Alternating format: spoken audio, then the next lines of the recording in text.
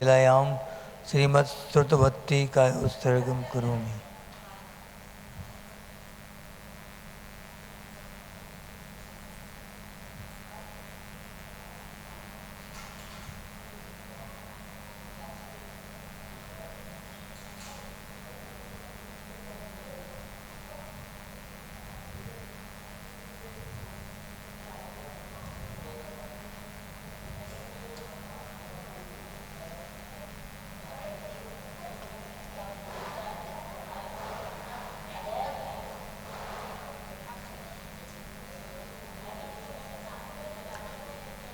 कोटिशतं द्वादश्चैव कोट्यो लक्षाणि शीतस्त्रधिकानि चैव पञ्चाशदष्टौ च सहस्रसङ्ख्यमेतच्छ्रुतं पञ्चपदं नमामि। हरहन्तभासि यत्तं गणहरदेवीं गन्त्यं सम्मं प्रणमामि भक्तियुक्तो सुदनानमो वयं शिरसा इच्छामन्ते सुदवत्तिकाौ सुगौको तस्सालोचेयम् अंगोभंगपैन्य पौडे परियम्मि चित्तपणमाने गुब्बगचूर्या चेव सत्तथैतुदं कहायं सैनिच्यकालं पंचेमि पूजेमि वन्दामि नमंसामि दुःखकौ कम्मकौ मोहिलाहो सुवैगमनं समाहि मरणं जिनगुण संपत्ति हो मज्जम नमोस्तु अपराणिक स्वाध्याय विलयं श्रीमदाचार्यवत्तिकायोत्सर्गं करोमि हम।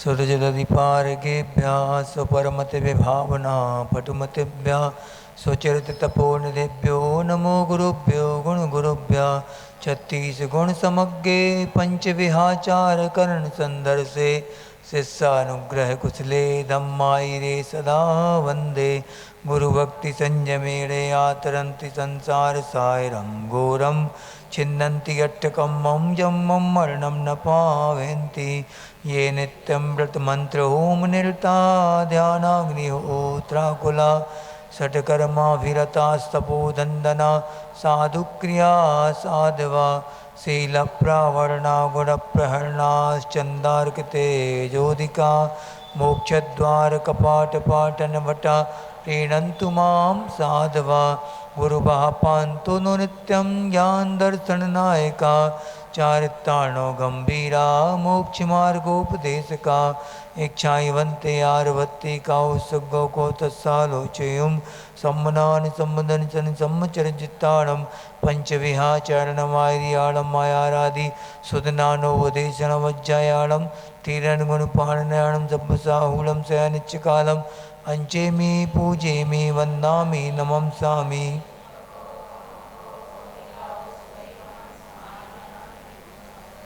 नमः श्रीवर्धमानाय निर्धूतकलिलात्मने सालोकानां त्रिलोकानां यद्विद्यादर्पणायते देशयामि समीचीनम्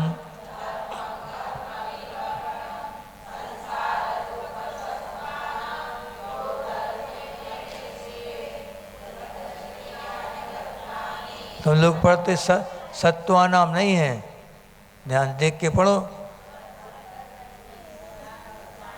नहीं, इसके पहले वो कौन सा देशयामि समीचीनम धर्मम कर्म निवर्णहम संसार दुखता सत्वान, ऐसा है। सत्वानाम नहीं, सत्वान बोलते सब। हाँ, सत्वान देखो, सत्वान पूरा नहीं करना, सत्वान आधा ना। कैसा? संसार दुखता सत्वान यो धरत्युत्तमे सुखे।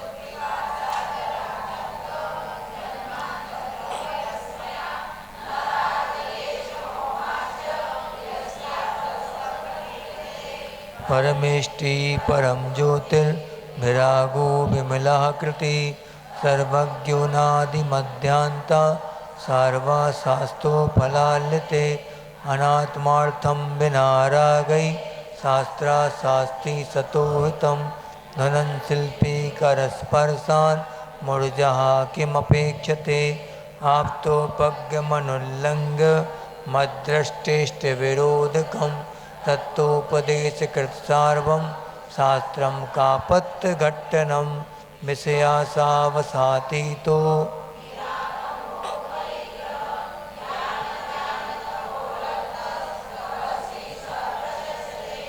इदमेव दृश्यमेव तत्त्वं नान्यन्न चान्यथा इत्थकम्पाय शाम्भोवत्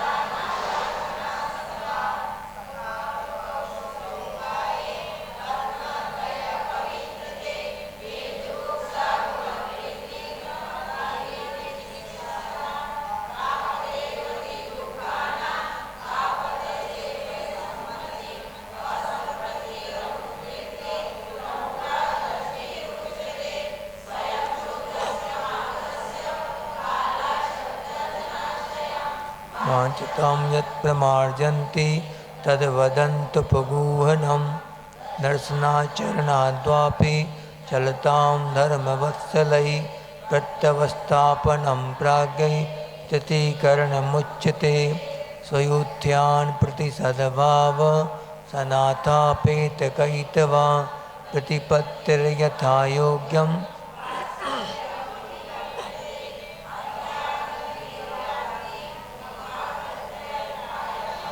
जिन शासन महात्म्य प्रकाशा स्यात् प्रभावना तावदञ्जनचोरोङ्गे ततोऽनन्तमति स्मृता उद्दायनस्तृतीयेऽपि तुर्ये रेवती मता ततो जिनेन्द्रभक्तोऽन्यो वारिसेनस्तथा परा विष्णुश्च वज्रनाम च। हो गया पूरे में। शासन नायक श्री महावीर भगवान की, संत शिरोमणि आचार्य गुरुदेव श्री विद्यासागर जी महामुनिराज की, आचार्य श्री समंत भद्रदेव की, आचार्य गुरुदेव श्री समय सागर जी महामुनिराज की, मुनिवर श्री अजित सागर जी महाराज की जय।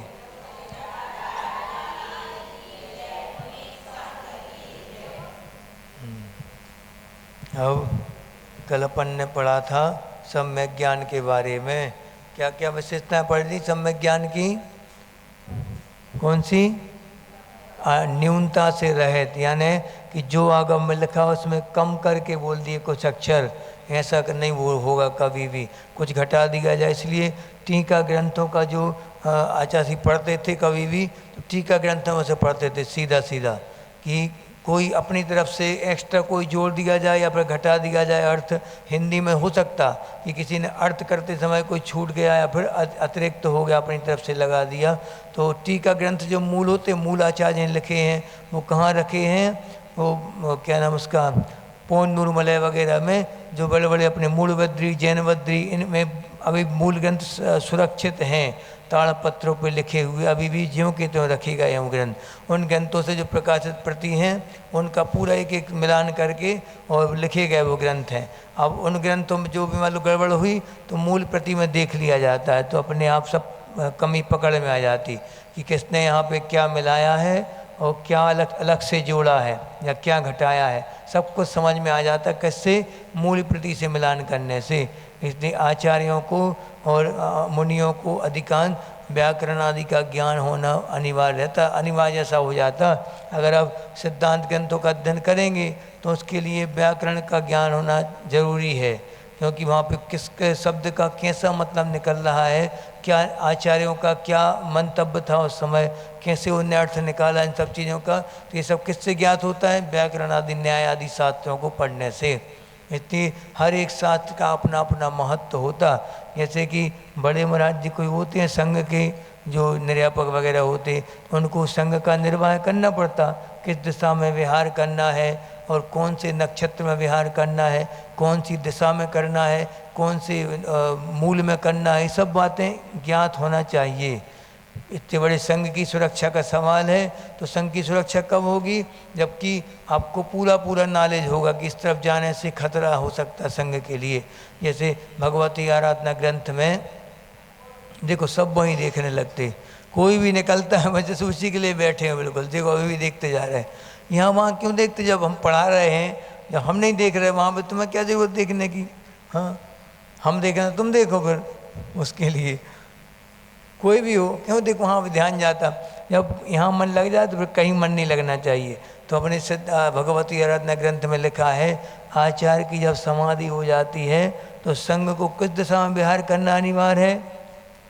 वो क्या करते थे पहले, अग्निदाह नहीं होता था सबका, आचार्य के जो मृतदेह जो होती थी उसको गुफा में छोड़ दिया जाता था, ऐसे ही समाधि अवस्था में छोड़ देते थे, और वो पूरा पशु पक्षी वगैरह सब खाते जाते थे उनको, और जिस दिशा में वो खोपड़ी लेके चले जाते थे जानवर, आचार्य की खोपड़ी लेके जिस दिशा में चले गए, जहाँ वो कंकाल मिलता था खोपड़ी का, उस दिशा में विहार करना बताया गया। और जितने सत्संलेखनाएँ हुई चतुर्मास में या वाचनाओं में, उतनी दीक्षाएं देना अनिवार्य रहता है, नहीं तो फिर और ज़्यादा साधुओं के भी ऊपर संकट आ सकता है। ये सब किस ज्योतिष का ज्ञान होने से सब मालूम होता है अपन के लिए। इसलिए ज्योतिष का ज्ञान मुनियों को या फिर आचार्यों के लिए, संघ नायकों को अनिवार्य रहता है। कौन से नक्षत्र विधान आदि करवाना, प्रतिष्ठा आदि करवाना। हाँ, बैठना नहीं, 1 मिनट खड़े हो। हाँ, ये सब क्या कहलाते हैं? इन सब का ज्ञान सब आगम में आता है, पूरा ज्ञान इन सब का ज्ञान उस अपने आगम में भरा रखा है। तो अब यहाँ पे अपन जैसे कि 4 भागों में बांटा गया है, शास्त्रों के लिए 4 भागों में बांटा गया है, प्रथमानुयोग, करणानुयोग, चरणानुयोग और द्रव्यानुयोग। तो प्रथमानुयोग में तो अपन आज पढ़ेंगे प्रथमानुयोग का लक्षण, प्रथमानुयोग में क्या क्या मतलब होता है, प्रथमानुयोग का परिभाषा, और उसमें विषय पढ़ेंगे कौन कौन सा विषय आता है प्रथमानुयोग के अंदर। तो प्रथमानुयोग को कोई समझे कि ये तो किससे कहानियाँ होती हैं बस, इसमें तो बस कोई मतलब थोड़ी होता है इसको पढ़ने से। हम तो विद्वान लोग हैं, विद्वान लोग तो बड़े बड़े ग्रंथ पढ़ेंगे, करणानुयोग के, चरणानुयोग के ग्रंथ पढ़ेंगे। प्रथमानुयोग के क्या पढ़ना, किस्सा कहानी, वही राम रावण यही चीज़ें हैं बस, और कुछ होता ही नहीं उसमें, बैठ जाओ। तो प्रथमानुयोग को पढ़ने से क्या होता है आगे अपन देखेंगे कि इसका क्या उपयोग है अपने जीवन में प्रथमानुयोग का। जब आचार्यों ने, तीर्थंकरों ने 4 अनुयोगों में जब वाणी को बांटा है तो कोई ना कोई महत्व तो होगा। जितने भी सिद्धांत ग्रंथ हैं, हर सिद्धांत ग्रंथ का उदाहरण कहाँ घटित होगा? प्रथमानुयोग में। उदाहरण के लिए सबसे सटीक ग्रंथ कौन सा होता है? प्रथमानुयोग। अब आप सोचो, ऐसे आगम लिखे गए हैं अपने, ऐसे शास्त्र व्यवस्थित लिखे गए हैं कि प्रथमानुयोग का कभी करणानुयोग से विरोध नहीं होगा, करणानुयोग का चरणानुयोग से नहीं होगा, चरणानुयोग का द्रव्य, कहीं अपने आपस में क्यों नहीं होता विरोध? क्योंकि तीर्थंकरों की वाणी कैसी होती है, कैसी होती? द्वाला सांग और स्यादवाद मई वाणी होती है। स्याद यानी क्या कहलाता? स्यादवाद लिख लो, ये तो अच्छे से पॉइंट है, अच्छा पॉइंट है। स्यादवाद मानी क्या होता है? कहने का तरीका, स्यादवाद। और अनेकांत माने सोचने का तरीका, विचार करने का तरीका अनेकांत, और कहने का तरीका क्या है? स्यादवाद। लिख लो ये चीज़, इम्पोर्टेंट क्वेश्चन है जी, दूसरे भाग के पेपर में दूसरा पेपर होगा कुछ दिन बाद पर्यूषण के बाद कर लेंगे। पर्यूषण में तैयारी करते रहना, पर्यूषण के जस्ट बाद कर लेंगे अपन ठीक है। हाँ, इतना लंबा गैप मिल जाएगा, 10 दिन का गैप, खूब पढ़ना पर्यूषण कितनी तारीख से है? आज कितनी हुई? 27, 28, 29, 30, 31 का महीना है, नहीं 30 का है, 32 का 31 का है, नहीं जुलाई 31 की होती है, अगस्त थोड़ी 31 का होती। अच्छा, ठीक ठीक ठीक, 31 मैंने करीब अपने पास 10-12 दिन तो हैं, 10 दिन तो कम से कम है। 10 दिन में अपन कर लेंगे, बहुत सारी चीज़ें कर लेंगे, चिंता नहीं करो। 50 तक तो पहुंच जाएगी गाड़ी, हैं द्वार संग माने 12 अंग, 12 अंगों को सोचने का तरीका जो होता, कोई भी चीज़ को सोचने का तरीका होता है वो क्या कहलाता है? अनेकांत। अनेक दृष्टि देखो इसका मतलब देखो, अनेक धन अंत, अंत यानी होता है धर्म, तो अनेक प्रकार से सोचना उसके बारे में वो कहलाएगा क्या? अनेकांत। और स्यादवाद यानी कथन पद्धति, कहने का तरीका, कहने का तरीका स्यादवाद और सोचने का तरीका अनेकांत, ये याद रखना। अब कैसे अनेकांत सोचें? जैसे कि ये पुस्तक है, अपने लिए क्या है? जैनों के लिए जिनवाणी माता का स्वरूप है, ठीक है। और रद्दी वाले के लिए क्या है?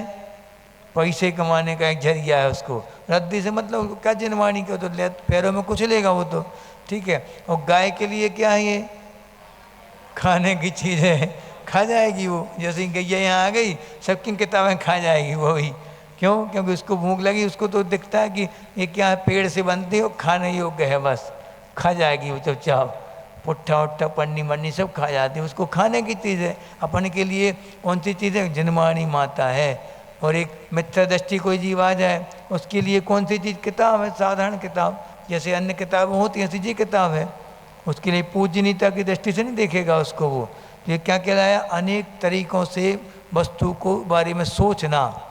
लेकिन कहना तो अपन जैसे मान लो कि ये पुस्तक है, अगर वो चांडाल कहेगा, मान लो वो गैया कहेगी कि हमें चाहिए ये पुस्तक, मैं करेगी वो, तो इसका मतलब क्या है? वो क्या अपनी दृष्टिकोण से, खाने के दृष्टिकोण से देख रही वो कह रही है उसको, ठीक है। अनेकांत में देखना होता है। और उसमें जैसे एक बहुत अच्छा उदाहरण आता है इसका कि 6 व्यक्ति थे, 6 के 6 अंधे थे। तो उनको क्या हुआ कि अब हाथी आया गांव में, अब अंधों ने, जन्मांध थे वो, जन्म से अंधे थे 6 के 6 पूरे।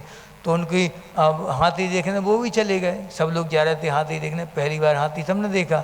अब अंधों ने कभी देखा ही नहीं था, उनको क्या मालूम कैसा हाथी होता। तो वो कहने लगे कि भैया हमें भी देखना है हाथी। तो हाथी वाले ने क्या बोला? हाथी वाला कहता है कि वो रखे हैं, वो खड़ा है हाथी, देख लो जाके। तो फिर वो चले गए, वहाँ हाथी के पास गए, किसी ने पैर पकड़ लिया हाथी का। हाथी कैसा होता है? मोटे खम्भे जैसा होता है। और किसी ने पूंछ पकड़ ली कि हाथी तो मोटे तार जैसा होता है। और किसी ने क्या सूंड पकड़ ली, ये तो पाइप जैसा होता है ऐसा। और किसी ने क्या कान पकड़ लिए, सूपा जैसा होता है ऐसे। किसी ने क्या पेट पकड़ लिया, पहाड़ जैसा होता है ऐसा। तो अब क्या हुआ, इन सब लोग बहस करने लगे, नहीं ऐसा होता, अरे हम दे छू के आए, हमें झूठी बोल रहे तुम, हम झूठ नहीं हो सकते, तुमने गलत छुआ होगा, देखो तुमने गलत।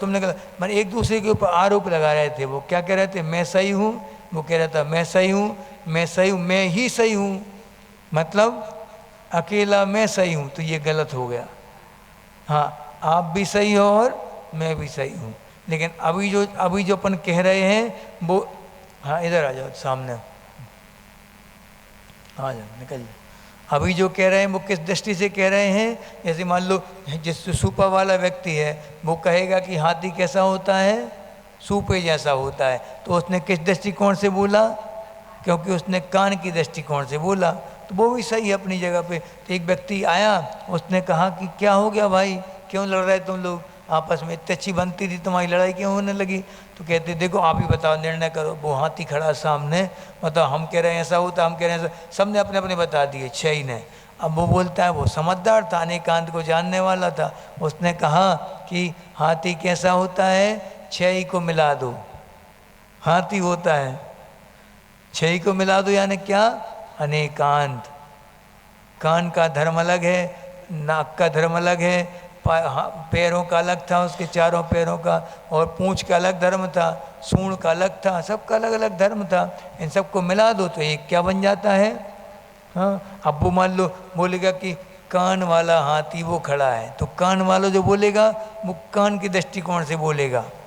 हाँ, जैसे एक ही पुत्र जो है, मान लो कोई देवदत्त नाम है किसी पुत्र का, तो देवदत्त अपने पिता का कौन है? पुत्र है। और मामा का कौन है? चाचा का कौन है? भतीजा। और क्या कहते हैं, बहन का कौन है? भाई है। रिश्तेदारी तो लोग बहुत जानते हैं गाँव। और अपने पत्नी की बहन का कौन है? साड़ू जीजा जी। पर जीजा जी है। ऐसे कई रिश्ते, एक ही व्यक्ति में बहुत सारे रिश्ते घटित हो सकते हैं, जैसी का दृष्टिकोण होगा। लेकिन माँ बुलाएगी तो बेटा इधर आना। अब सब बुलाना जब होगा तो किससे होगा, कैसे होगा, स्यादवाद से होगा। वो माँ के दृष्टिकोण से बुलाएगी उसके लिए, इसलिए बेटा बोलेगी। और अगर बहन बुलाएगी तो भाई के दृष्टिकोण से देख के भैया इधर आना ऐसा बोलेगी। और मामा बुलाएंगे तो भानेज के दृष्टिकोण से इसको बुलाएंगे। इसमें क्या हो गया, ऐसा नहीं कि अब माँ पकड़ के रह जाए, नहीं, हमारा बेटा के अलावा कोई कुछ कह के देखे, हम बताएं उसको डंडा मारेंगे। तो क्या हो गया जी, ये एकांत हो गया। एक पक्ष को आपने पकड़ लिया, एकांत। अगर सब पक्षों को स्वीकार करके चलेंगे तो माँ क्या बोलेगी, अभी तो मेरा लाडला है, फिर बाद में जिसका जो हो वो स्वीकार करेगी कि सबका सब रिश्ता है, लेकिन अभी मेरा लाडला है, बस इतना। लाडला भी है, भानेज भी है, भैया भी है। भी जहाँ लगेगा वहाँ पे सब कुछ सही रहेगा। भी जहाँ लगता वहाँ क्या 63 का आंकड़ा बनता है, 63 का मेल मिलाप होता है हमेशा। और ही जहाँ लग जाता वहाँ 36 का आंकड़ा बन जाता। 36 देखा कभी, 36, 3, 6, एक तरफ एक दूसरे की पीठ दिखा रहे हैं, बिल्कुल आंखें दिखा रहे हैं, पीठ दिखाए खड़े हैं, कभी नहीं बन सकती पटरी, कभी बैठ नहीं सकती। और अगर 36, 63 का आंकड़ा मिला दिया तो हमेशा मिलाप होगा, वहाँ कभी बिखराव नहीं होगा। छोटी छोटी अपन अनेकांत से इतना बड़ा सिद्धांत है जी, इससे अपन कितनी सारी लड़ाइयों को टाल सकते हैं। अपन कितनी सारी लड़ाइयों के लिए सोचो, अगर बहू ने बोल दिया कि मम्मी तुम वहाँ मंदिर नहीं ले जाती, हमें कैसी सास हो तुम, ऐसा बोल दिया मान लो गुस्से में, तो अपन उस समय क्या सोच लें, ये सोच सही तो बोल रही वो, हमारा सास होने का कर्तव्य क्या है। अगर उसके दृष्टिकोण से अपन सोच के देखें तो अपन गलत ठहराएंगे अपने आप के लिए। अगर अपने नज़रिए पे अड़े रहें अपन हम गलत हो ही नहीं सकते। कोई कितने कुछ बोले, हम तो गलती स्वीकार ही नहीं करेंगे, हम गलत हैं ही नहीं कभी, तो फिर कभी समझौता हो ही नहीं सकता। एक आध पक्ष को तो झुकना पड़ेगा किसी न किसी को। दो लड़ने वाले हैं, एक अगर कोई समझौता कर ले तो विवाद शांत हो सकते हैं, सब विवाद शांत हो जाएंगे।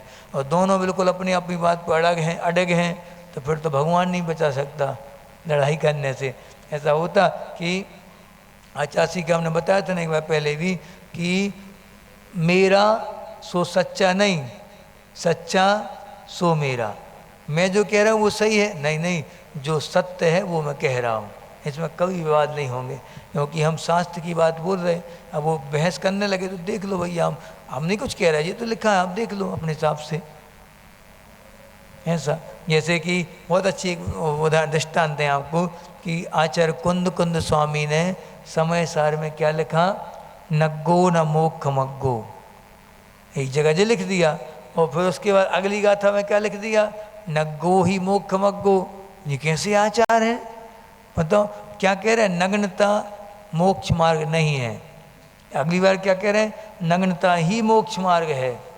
जी कैसी बात हो गई। इसका मतलब ये है कि नग्नता मोक्ष मार्ग नहीं है। अकेला नग्न होना, द्रव्य से लिंग को धारण करना पर्याप्त नहीं है, भाव लिंग भी होना चाहिए। अंदर मुनियों की चर्या होनी चाहिए अंतरंग से, तब जाके वो द्रव्य लिंग बाहर का काम करेगा। इसलिए क्या बोल दिया, नग्गो न मोक्ष मग्गो, नग्नता मोक्ष मार्ग नहीं है। फिर क्या बोल रहे, नग्गो ही मोक्ष मग्गो। अब कोई बोलने लगे हमारे तो भाव मुनियों यहाँ से हैं, हम नहीं बनेंगे मुनि, तो नहीं, नग्नता ही मोक्ष मार्ग है।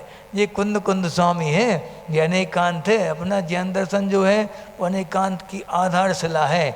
जैन दर्शन के प्राण क्या है, अनेकांत और स्यादवाद, दो चीज़ें याद रखना अच्छे से। कितनी छोटी परिभाषा बना दी कि अनेकांत का मतलब दृष्टिकोणों से सोचना, ठीक, कई दृष्टिकोण से सोचना उसके बारे में, कई धर्मों के बारे में सोचना। और लेकिन कहना क्या, स्यादवाद। एक कोई नए से अपन कथन कर सकते, हम सोचें कि हम दोनों चीज़ एक साथ बोल दें तो एक साथ बोलना होता नहीं। स्यादवाद कितने प्रकार का होता है, सप्तभंगी। स्यादवाद कह लो या सप्तभंगी बोल दो, एक ही बात है। सप्तभंगी यानी स्याद अस्ति, स्याद नास्ति, स्याद अस्ति नास्ति और स्याद ना अस्ति ना अनुभय, ये कहलाते। ऐसे 7 धर्म घटित होते हैं वो पूरे। तो इसका मतलब क्या है, स्याद अस्ति का मतलब कोई चीज़ है। देखो फिर कोई चीज़ है, अस्तित्व में है, वो तो अस्थि कहलाई, और नास्ति यानी अस्तित्व में है ही नहीं वो चीज़। जैसे कि अभी हम बोले आपसे कि ये बल्ब लगा है, प्रकाश है क्या प्रकाश? प्रकाश का अस्तित्व ही नहीं है अभी। उस बल्ब में से प्रकाश निकल रहा क्या? नहीं निकल रहा ना। तो क्या हो गया? प्रकाश नहीं है, नहीं के रूप में है तो हाँ। अपन बोलते कि ये क्या है? स्त्री है, पुरुष नहीं है, लेकिन नहीं के रूप में तो पुरुष है कि नहीं? हाँ, पुरुष नहीं है। ये बहुत अच्छे से समझ लो ये बात कि कोई व्यक्ति अगर सिरे से आपकी बात खारिज कर रहा है, उसने भी कहीं पढ़ा, जैसे आपने पढ़ लिया कि नग्नता ही मोक्ष मार्ग है।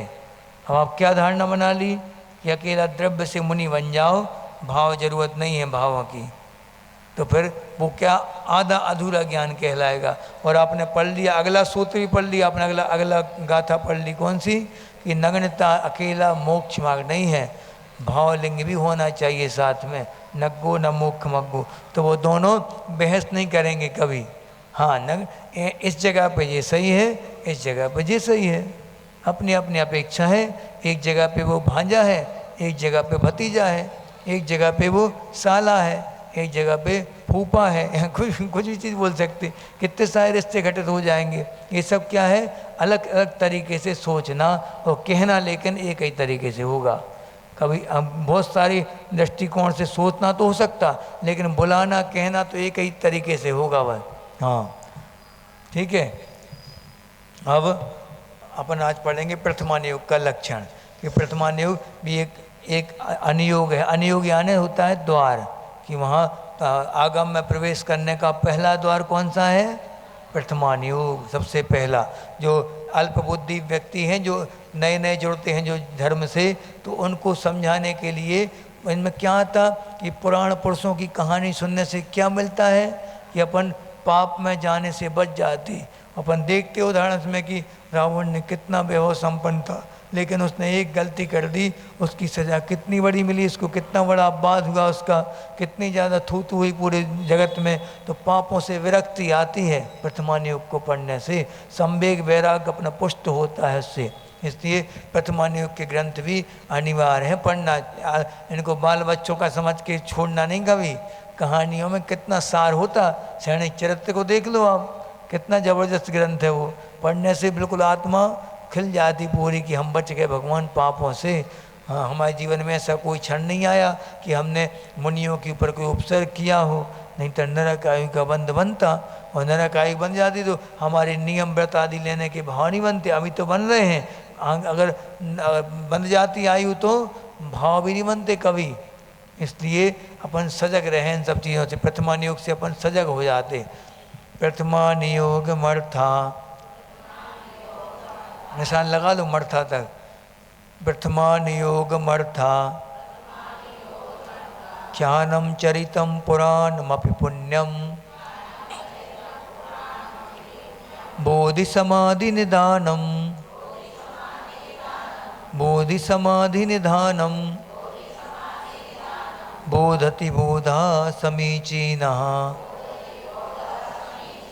प्रथमानियोगमर्था, ज्ञानम चरितम पुराणमपि पुण्यम, बोधि समाधि निदानम, बोधति बोधा समीचीनः। पढ़ो।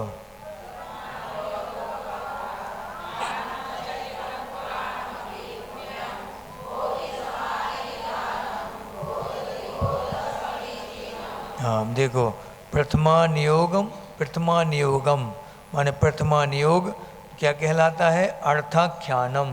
अर्थाख्यान माने परमार्थ विषय, आत्मा के विषय को के करने वाले, आत्मा के जो टच करने वाले जो महापुरुष हैं। चरितम, चरितम यानी चरित्र। और अपन पढ़ते ना, जैसे सैनिक चरित्र, जम्बू स्वामी चरित्र, चंद्र प्रभु चरित्र, वर्धमान चरित्र। ये चरित्र यानी एक व्यक्ति का पुराण, ये एक व्यक्ति की कथा, उसको कहते चरित्र।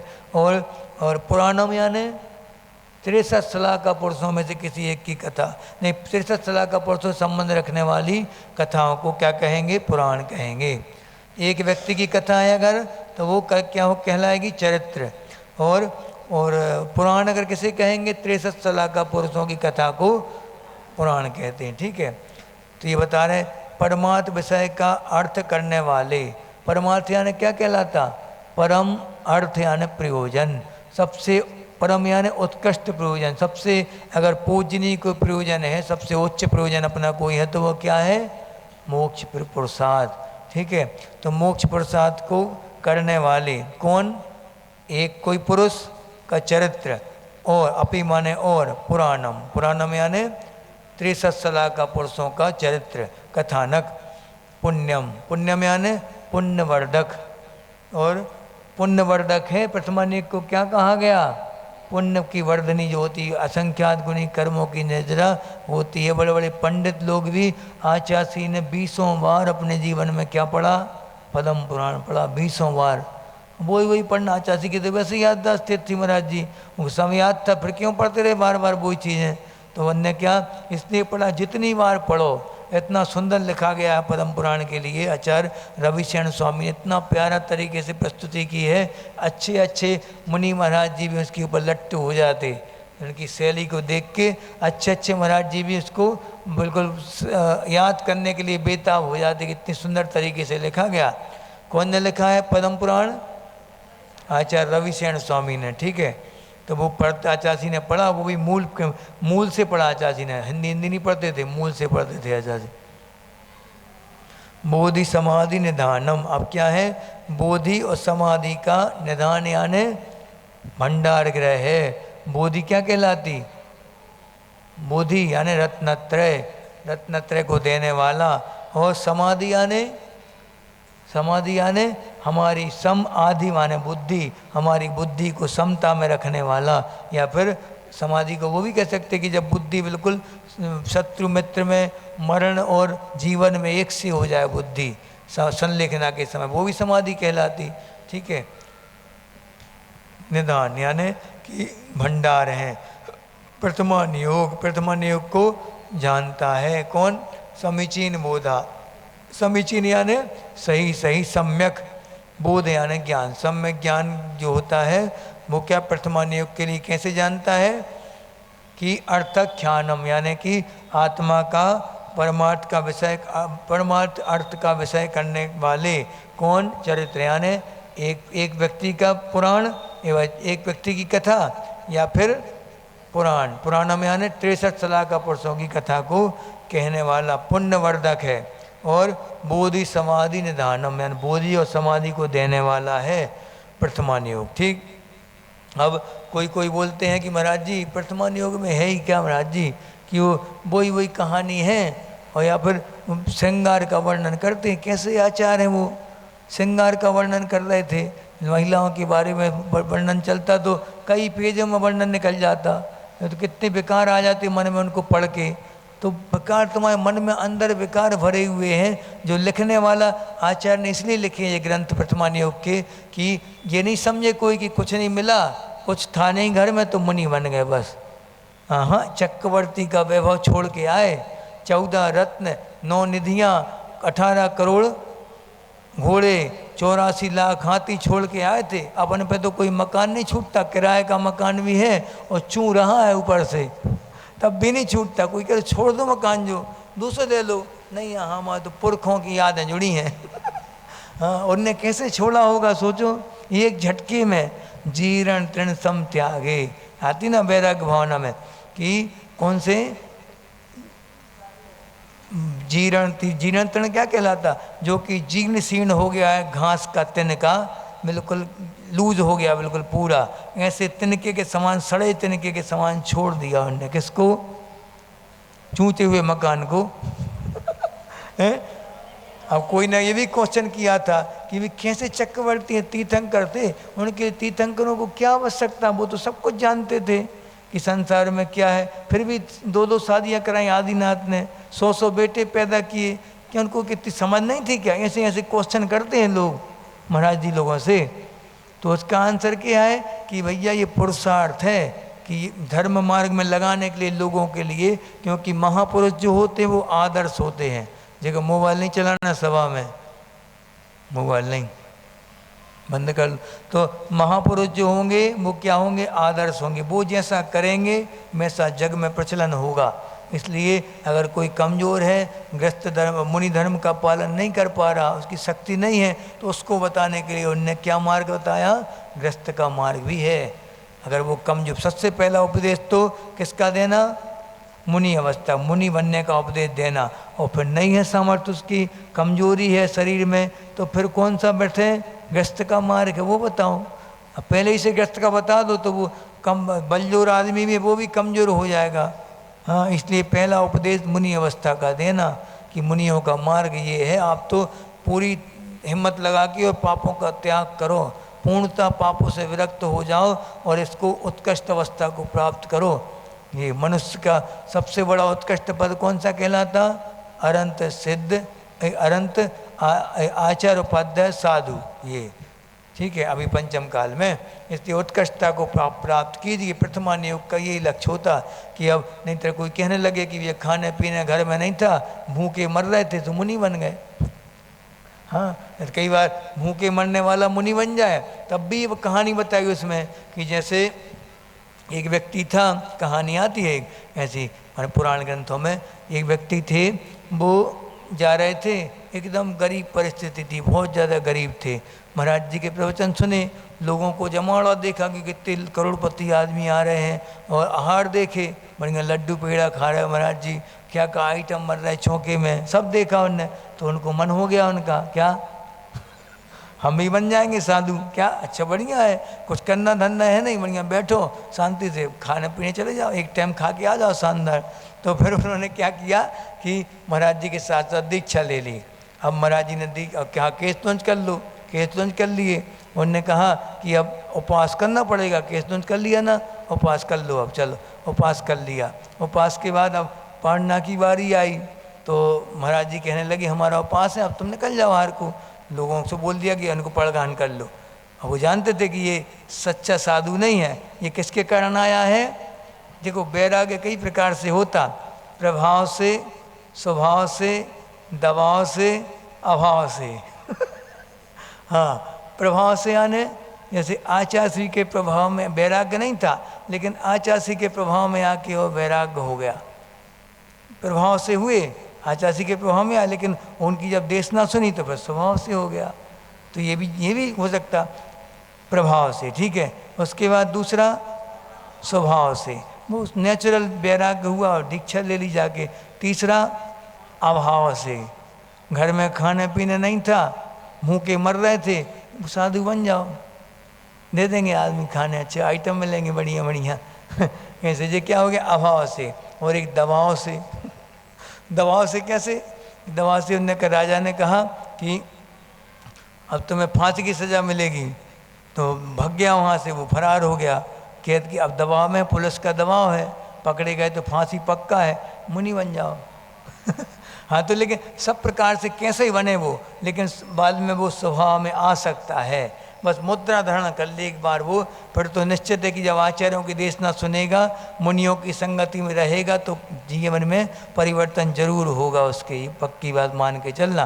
तो ऐसा ही हुआ, उसने क्या किया, अभाव में आके और दीक्षा ले ली, और दीक्षा लेके और अगले दिन वो पाढ़ना के लिए निकल गए महाराज जी, केस तुंज की और पहला उपास की पाढ़ना कर ली। अब नालित तो था नहीं कि उपास करने, खूब भूख लगी थी तेज, वो कई दिन से खाया नहीं था, भूखे मर रहे थे। तो उन्होंने क्या किया, अच्छा बढ़िया तान के खा लिया, खूब तान के, पानी पीना भूल गए। अब क्योंकि आइटम इतने थे, पानी भूल ही गए, गर्मी के दिन थे, अच्छी गर्मी थी। तो क्या हुआ, अब लोटन लगे, दिन भर लौटते रहे, कैसे आड़े टेढ़े हो रहे हैं कि अब कैसे दिन भर निकला। तरफ तरफ के महाराज जी भी समझ गया कि गड़बड़ है। तो महाराज जी ने फिर कुछ नहीं कहा, उसमें कुछ चुपचाप रहे। फिर अगले दिन फिर निकले तो फिर पानी पी लिया, इतनी प्यास लगी थी कि अब खाना वाना नहीं है, वो छरक गए थे, यानी कि वो तौबा कर ली थी उन्हें पहले दिन से, अब ज़्यादा खाना नहीं है, पानी भी पीना है। पानी पी के आ गए, देखा पूरा पेट खाली। आए, एक आध दो बार लघु शंका हुई, डकार आई, खत्म खेल, हो पुच्छी पेट हो गया पूरा। अब क्या करें? तो फिर अगले दिन फिर अन्य समझा, फिर धीरे धीरे करके सब समझ गए। जैसे हम लोगों ने आचार्य से पूछा दीक्षा के अगले दिन कि आचार्य आहार कैसे करना, किसके बाद क्या लेना, अंजलि कैसे बांधना, कोई क्या मुद्रा कैसे बांधना, क्योंकि कमंडल कैसे पकड़ना। 24 महाराज जी नए नए थे सब। तो आचार्य ने क्या बोला? आचार्य कहते हैं जब भूख लगेगी अपने आप अंजलि बन जाएगी, अपने आप सब ज्ञान हो जाएगा। आचार्य तो चौके थे, वो कहते भूख लगी सब सीख जाओगे तुम, सब कुछ हमें कुछ नहीं बताना, तुम तो जाओ मैदान में खेलो पूरे चौके तुम्हारे लिए ओपन है। बस याद रखना कि उनके ऊपर कभी दोषारोपण नहीं करना, श्रावकों के ऊपर चिल्लाना, आंख दिखाना, ये नहीं करना कभी भी। ये कौन से दोष कहलाते? धूम दोष। धूम मचा दी चौका में, धूम मचा दे धूम हाँ, पूरा चौका तहस नहस कर दिया बिल्कुल। क्या कर रहा है? ये क्या है? ये धूम दोष कहलाया। इतनी ज़्यादा कसाय, स्पष्ट चेहरे पे कसाय दिखने लगी, ये क्या कहलाता है? धूम दोष। अंगार दोष, आंखें लाल हो जाना, बिल्कुल अंजलि छोड़ देना इससे गुस्से में आके, ये क्या है? अंगार दोष। ये इसका सीधा प्रायश्चित मिलता है उपवास, हाँ, और कोई प्रायश्चित नहीं है। अब बता दिया तो, नहीं तो चौके वाले तो बता ही देंगे चौके वाले कम नहीं होते भैया, हो ना जो सब बता देते, वो आचार्य श्री के लिए सब बता देते थे। महाराज जी, एक महाराज आचार्य श्री, एक महाराज जी आए थे, वो उनने बिना कोई कारण के अंतराय कर लिया, समझ में नहीं आया, हम थोड़ी लेट हो गए पानी निकालने में, बैठ गए वो। तो फिर आचार्य श्री फिर क्या बोलते हैं, महाराज जी ने नहीं बताया आचार्य श्री को, नहीं आचार्य श्री श्रावक ने बता दिया, आचार्य श्री के कान में बात आ गई। अब आचार्य श्री क्या कहते हैं, उपदेश देते क्लास में, देखो अपन लोगों के लिए श्रावक इतना कर रहा है, इतनी पुरुषार्थ करता है, वो इतनी परिचय सहन करके वो करोड़ों के अपने बंगले छोड़ के यहाँ रह रहा है, टीन सेट में, धूप में, चिलचिलाती धूप में, ठंडी में, कैसे सहन करता होगा वो। तो अपन लोग आँख दिखा देते उनको, थोड़ा सा देर हो गई तो क्या हो गया? घर में भी ऐसे करते थे क्या? मम्मी ने पानी देने में देर कर दी, भग गए थाली छोड़ के, ऐसा करते थे? कोई नहीं करता था, इंतजार करते थे कि एक दिन कर लोगे, अगले दिन फिर मम्मी कह गया भगो, मुँह के मरोगे ऐसे में। तो आचार्य ऐसा समझाते थे लोग, जैसे कि अपने आप वो स्वयं आते थे, महाराज जी आचार्य हमने गलती कर दी, आज चौके में डांट दिया, या चौके में हमने ऐसे ऐसी गलती कर दी, बिना कारण के अंतराय कर दिया, तो उसका प्रायश्चित देते थे आचार्य। धूम दोष, अंगार दोष, हाँ, इसलिए इससे बचना हम लोगों को पड़ता है, बचना पड़ता है। पड़ता क्या, बचते हैं मजबूरी में नहीं, सहजता से। हम लोग तो यही सोच के जाते कि भैया अब अपनी पिच तो है नहीं कि अपन जैसी पिच बनाए, उनकी पिच है, जैसी बाल फेंकेंगे अपन वहाँ से गेम होगा। इसलिए जैसी वो रोटी दें, कच्ची पिच्ची जैसी दें, सब चुपचाप हंसते हुए खा जाओ चुपचाप, भला ही देख लेंगे, आगे निपट लेंगे, 2-3 बार हुआएंगे, लेकिन तुम खुश रहो बस प्रसन्नता के साथ आहार लेते मुनिराज।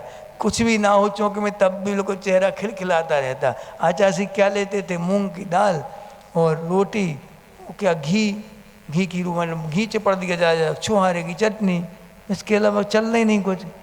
ज़्यादा से ज़्यादा चावल ले लिए, मट्ठा ले लिया, और क्या, इसके अलावा क्या था उनके पास? कोई विकल्प ही नहीं था। तली फली चीज़ें ज़्यादा लेते नहीं थे वो, इतने में भी संतुष्ट रहते थे। रूखा सूखा लेकर भी झरता अमृत ज्ञान, एक सेकंड मुख पर नहीं फिर भी है मुस्कान। आचार्य की चर्या ऐसी थी। इसलिए अपन को ऐसे ग्रंथों से, प्रथमानुयोग के ग्रंथों से क्या सीखना? महापुरुषों के बारे में कि कैसे उनने वो जीवन भी जिया जब मखमल सरसों का एक दाना भी जिनके तन चुपता था, और तन की कुछ सद नाही गीदड़ तन भक्ते देखे। मोक्ष के प्रेमी हमने, मोक्ष के प्रेमी हमने, मोक्ष के प्रेमी हमने कर्मों से लड़ते देखे। सरसों का भी एक दाना जिनके तन चुभता था, और तन की कुछ सुध नाही गीदड़ तन भक्ते देखे। अर्जुन भीम जिनके बल का ना पार था, और आत्मोन्नति के लिए और सिगड़ी तन जलते देखे। मोक्ष के प्रेमी हमने कर्मों से ऐसी बहुत अच्छी वो भजन है जो वो सुंदर। ऐसे भजन तो सुनाते ही नहीं आजकल कोई चौका में, जिससे महाराज जी को और प्रेरणा मिले, और ऐसे फिल्मी गाना से सुनाते हैं। अच्छे भजन सुनाओ, कोई भला ही आपकी भाषा में हो, लेकिन अच्छे। जैसे हम जिंतूर में थे अभी, जिंतूर महाराष्ट्र में कहीं भी गए, वहाँ एक गाना बहुत अच्छा लगता था इनका, एक भजन। कौन सा? वो मराठी भाषा में, तुम लोग को समझ में नहीं आएगा, हमने याद कर लिया था पूरा भजन वो। उसका धन्य कुमार के ऊपर पूरा आंसू आ जाते थे उसको सुनते सुनते, इतने वैराग्यपूर्ण भजन है वो, कि बच्चा कैसे महाराज जी के चरण पकड़ लेता है। आई गेली पान्य आला, थामा थोड़ा स्वामी, आई आल्या बिन तुम सोड़ नार नाही। इसका मतलब ये है कि मेरी आई माने मम्मी, मेरी माँ पानी लेने गई है महाराज जी, हम पैर नहीं छोड़ेंगे, जब तक हमारी आई नहीं आएगी तब तक आपके पैर नहीं छोड़ेंगे। आई ने बोला था कोई महाराज जी कोई भी निकले मेहमान, उसको पकड़ लेना, बिना खाए नहीं जाने देना, आपको हमारे घर में चौका में आहार करना है। छोटा सा बच्चा बोल रहा, देखो 8-10 साल का बच्चा क्या बोल रहा महाराज जी से, कि हमारी माँ नहीं आएगी जब तक आपके पैर नहीं छोड़ेंगे हम। और वो क्या बोलता है, देखो सुनो, उसके बाद बोलता है हाँ हाँ, अरे याद नहीं आ रहा कि हाँ, कि हम इसका अर्थ बता दे रहे तो पूरा याद नहीं आ रहा, कि भगवान हमारा गरीब आचा संसारी, हमारे पास आपके लिए खिलाने कुछ नहीं है, ना तूप है, तूप माने घी, ना घी है, और ना हमारे पास कोई रास्ते कोई आइटम है हमारे पास तो ये कोदो के चावल हैं छोड़े से, खीर बनाने के लिए सेठ जी ने दिए थे कि बच्चों को कि धन्य कुमार चले तो पढ़ोगे आप जिस दिन, तुम्हारे रोंगटे खड़े हो जाएंगे, है क्या ये, कितना गजब का उनका परिपाक फला उनके जीवन में। मात्र किसके कारण? अणुव्रत की महिमा सुन ली थी उनने, गरीब बेटे ने अणुव्रत की महिमा सुन ली। महाराज जी सबको उपदेश दे रहे थे, और वो ऊपर गुफा के ऊपर बैठा बैठा सुन रहा था उपदेश, और जैसे अणुव्रतों के बारे में सुना, प्रतिमाओं के बारे में सुना, उसने सोच लिया जैसे ही सुबह होगी हम जाके महाराज जी से अणुव्रत लेंगे। बस ऐसा सोचा ही था उसने, एक अचानक से एक शेर आ गया और शेर ने उसको मार दिया। इसके प्रभाव से वो क्या बना? धन्य कुमार बना, मात्र सोचने के प्रभाव से कि हम सुबह होगी और मुनिराज के चरणों में श्रीफल भेंट करेंगे, और क्या हम तो वो लेंगे, प्रतिमाएँ लेंगे। बस छोटे से बच्चे ने, 8-10 साल के बच्चे ने, तुम तो बड़े बड़े हो गए, 8-10 साल बची है उम्र, बच्चे नहीं बची है उम्र। 8-10 साल, कोई की 8-10 साल बची, कोई की 20 साल बची है, कोई की 30 साल मान लो, और कोई की पता ही नहीं है, अब वही लुढ़क जाए, कोई ठिकाना थोड़ी है। हाँ, भक्ति करते करते लुढ़क जाते कई लोग, अभिषेक करते करते भगवान के ऊपर गिर पड़ते।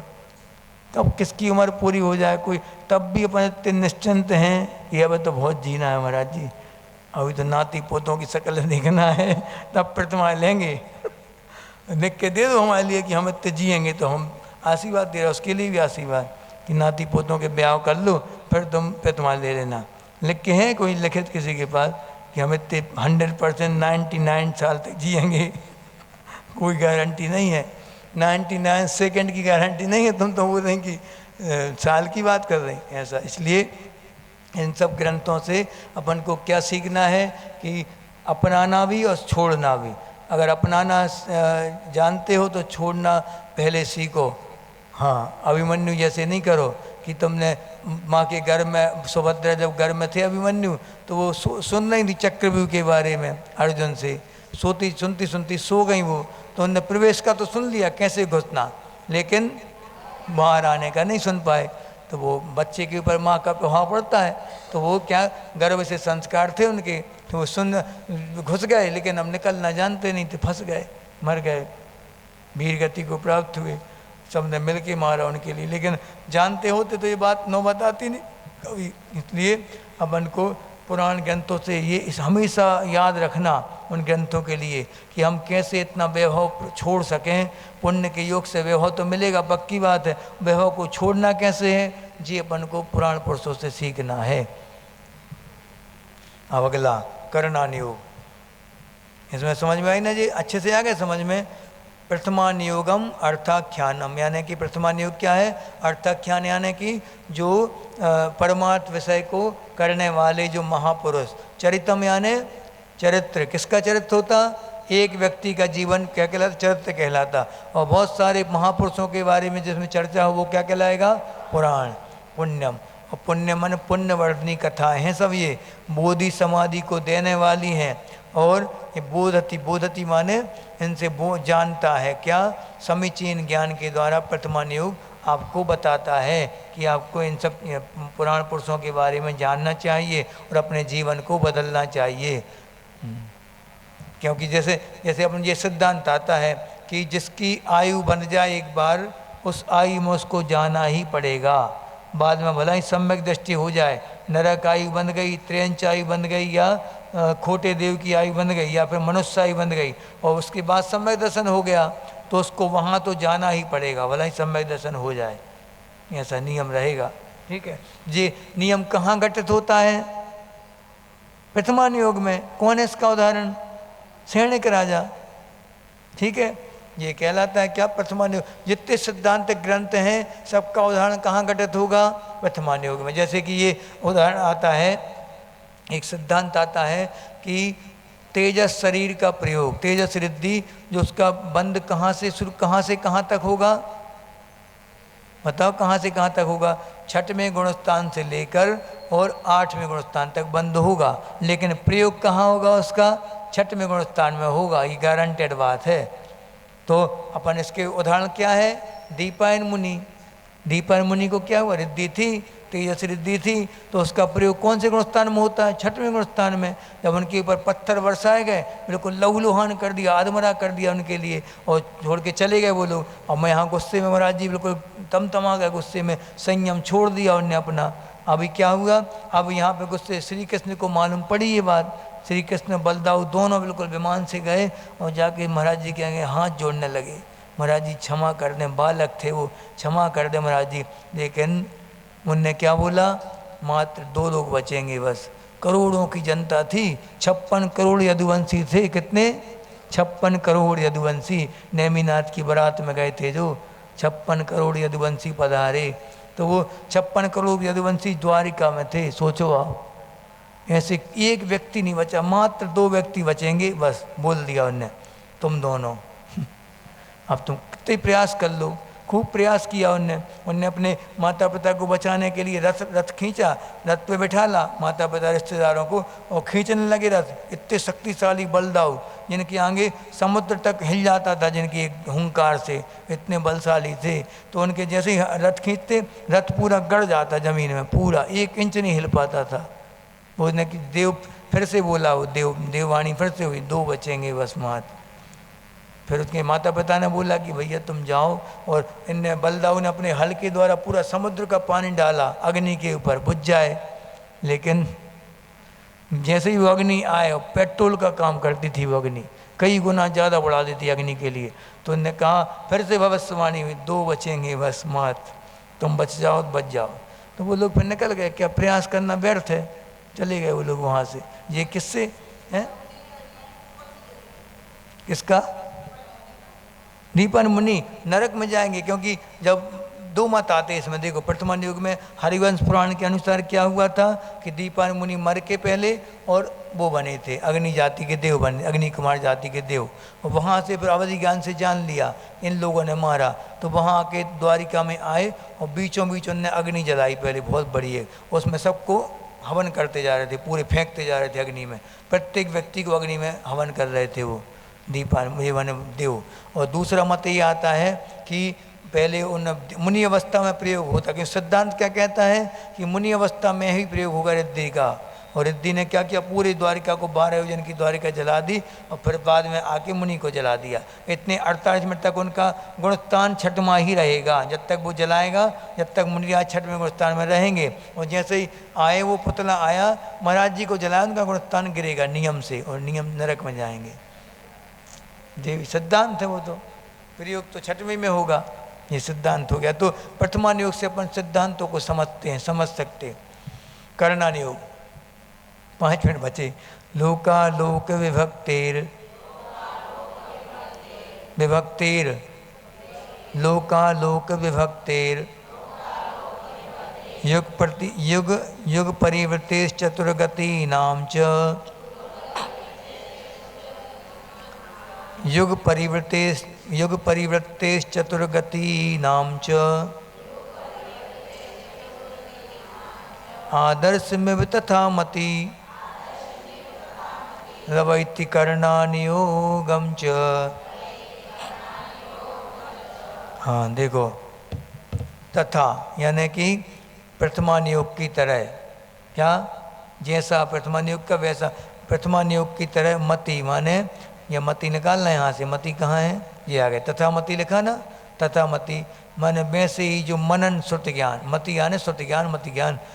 और क्या बताता है वो, लोक अलोक के विभाग, लोक कितना है, अलोक कितना है, लोक क्या कहलाता, ऊर्ध्वलोक, मध्यलोक, अधोलोक, ऐसे 3 लोक होते हैं, ठीक है। जो नक्शा अपन बनता है नक्शा 3 लोक का, वो क्या कहलाए, लोक।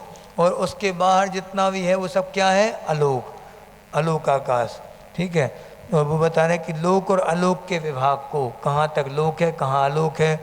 युग परिवर्ते यानी युगों के परिवर्तन को, कब छठम काल आएगा, कब प्रथम काल आएगा, द्वितीय काल, भोग भूमि, ये सब काय में आएंगे, कर्णान युग में। और युगों के परिवर्तन को चा, ठीक है। और चतुर्गति नाम च, चतुर्गति माने चारों गतियों के लिए बताएगा कि नरक में कितने मिल हैं, और स्वर्ग में कितने वो हैं, इंद्र विमान हैं, और वैमानिक देव कितने हैं, सब कुछ वर्णन कहाँ आएगा, कर्णान युग में, ठीक है। आदर्शमिव, आदर्शम इव यानी कि दर्पण, आदर्श यानी दर्पण, आईना, आईने के समान।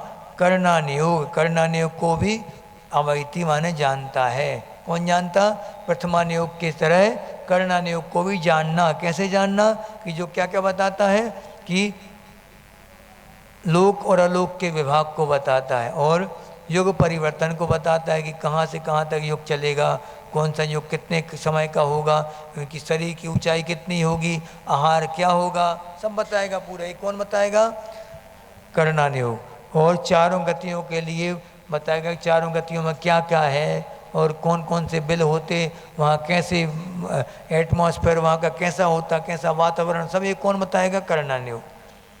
आकार प्रकार, अब कर्णान, अब चरणान योग कल पढ़ेंगे, 2 पढ़ लिया आज अपन ने। कांच नहीं, कांच क्या कहलाता है, जिसमें आर पार दिखता वो कांच है। दर्पण यानी जिसमें आर पार नहीं दिखता, मुंह दिखता। हाँ, सबने कांच कांच कांच कांच। आईना, आईना सही है, आईना, दर्पण और आदर्श, ये सब नाम है उसके। कांच कांच नहीं है, कांच नहीं बोलते, कांच, कांच, कांच तो आर पार वाला कहला, जिसमें आर पार दिखता, जी कांच है जी, लगा ना, कांच की खिड़की है जी।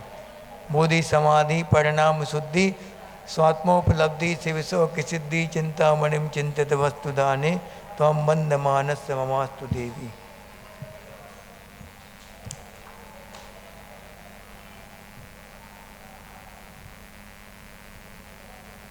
अब गाड़ी बढ़ानी पड़ेगी स्पीड अपनी। स्लो है बहुत स्पीड।